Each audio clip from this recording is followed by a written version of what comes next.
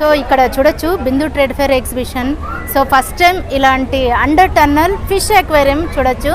So నేను మైసూర్లో చూసానమాట, same ఇలాంటిదే. మైసూర్లో అయితే 250, 200 అలాగా టికెట్ తీసుకున్నారు.